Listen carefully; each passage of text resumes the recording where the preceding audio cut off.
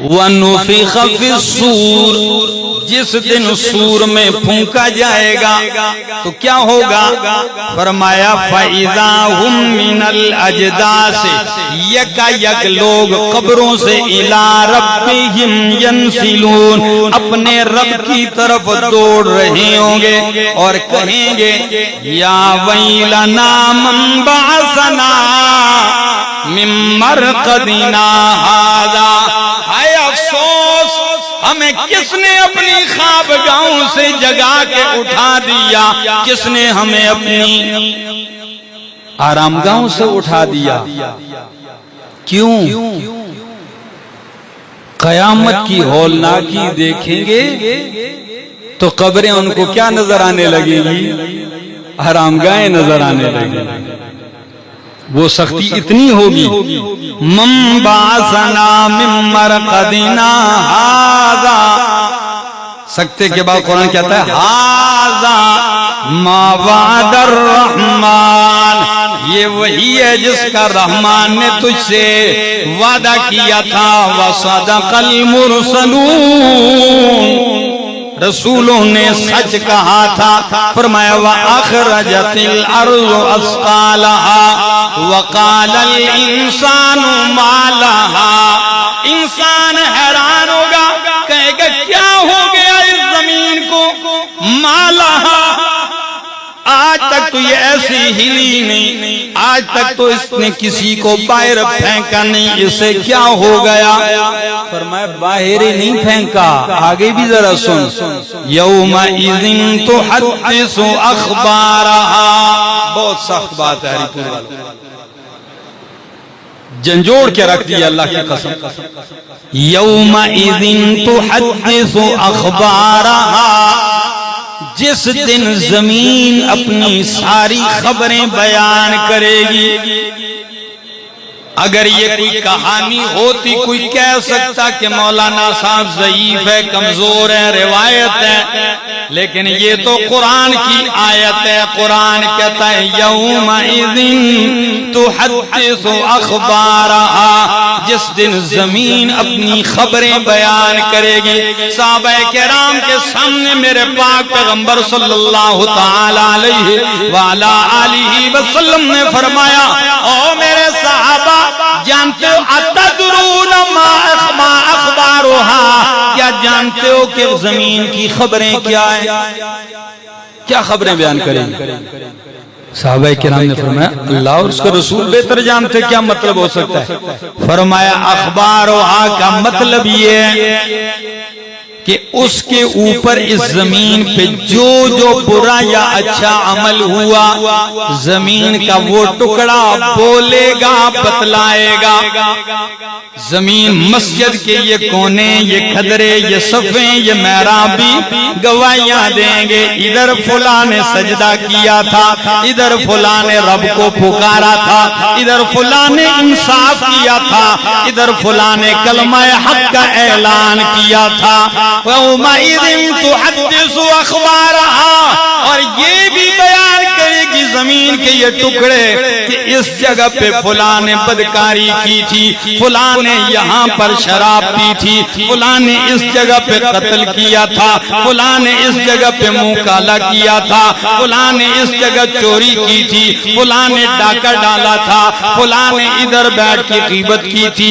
جو جو کچھ بھی تو کرتا رہا، پہاڑ کی اوٹ میں کرتا رہا، چٹان کی اوٹ میں کرتا رہا، دیوار کی اوٹ میں کرتا رہا، جنگل بیابانوں ریگستانوں میں کرتا رہا، زمین کے جس چپے پہ تو گناہ کرتا رہا یا نیکی کرتا رہا، یہ زمین اسے کیا کرے گی؟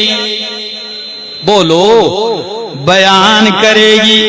اچھا آپ کے ذہن میں آئے گا زمین تو بے جان چیز ہے، بولے گی کیسے؟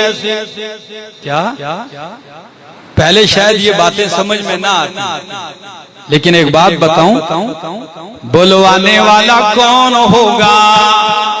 اللہ ہوگا تو اللہ جسے چاہے بلوا دے، اللہ زبان کو بلواتا ہے۔ یہ بھی تو گوشت کا ایک ٹکڑا ہی تو ہے نا جی، گوشت کا ٹکڑا زبان بھی ہے، گوشت کا ٹکڑا ہاتھ بھی ہے، گوشت کا ٹکڑا پاؤں بھی ہے۔ اس کو طاقت بولنے کی دی اور اس کو طاقت نہیں دی۔ تو جس ذات نے اس زبان کے اندر گویائی کی طاقت رکھی ہے اور یہ بول پڑتی ہے، اگر یہ طاقت اٹھا کے اللہ ہاتھ کی انگلیوں میں رکھ دے تو انگلیاں بول جائیں گی کہ نہیں بولیں گی؟ کیا مشکل ہے اس ذات کے لیے؟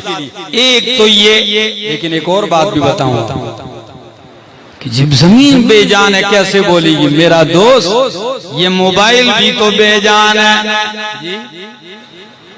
یہ کیمرہ بھی تو بے جان ہے، یہ پرانے زمانے میں جو وی سی آر کا جو بڑی کیسٹ ہوتی تھی اس میں ایک پٹائی تو پڑا ہوتا تھا باریک سا، ٹیپ ریکارڈر کے اندر ایک بے جان پٹائی تو ہوتا تھا۔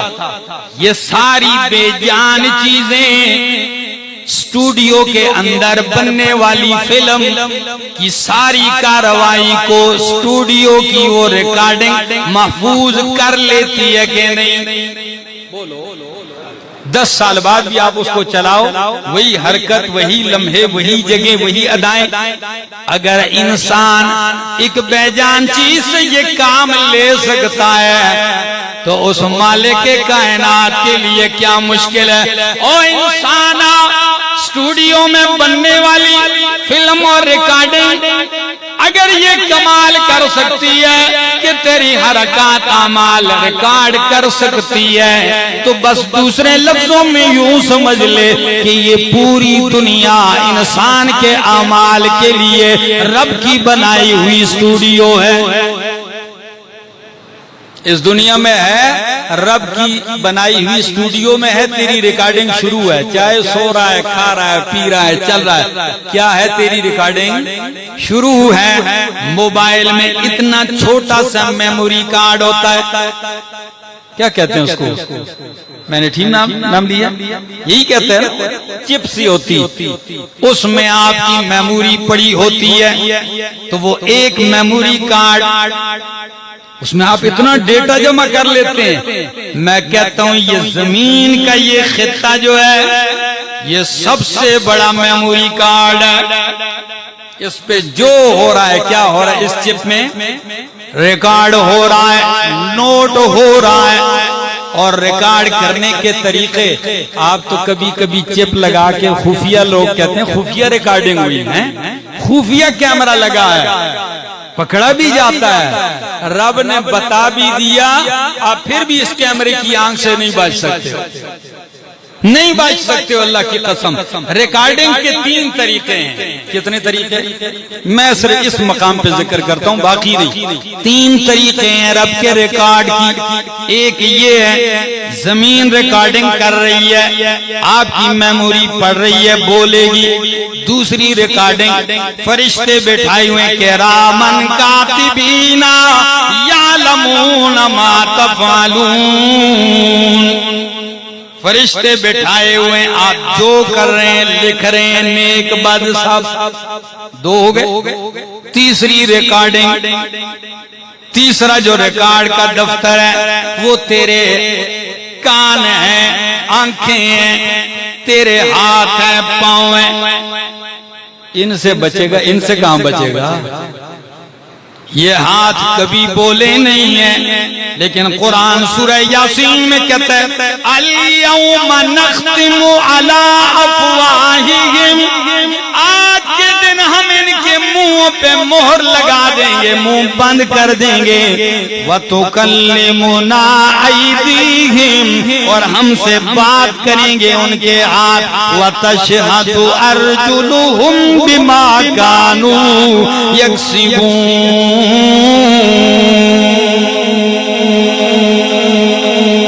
اور تیرے پاؤں بولیں گے۔ اللہ کی قسم ایک عجیب منظر ہوگا۔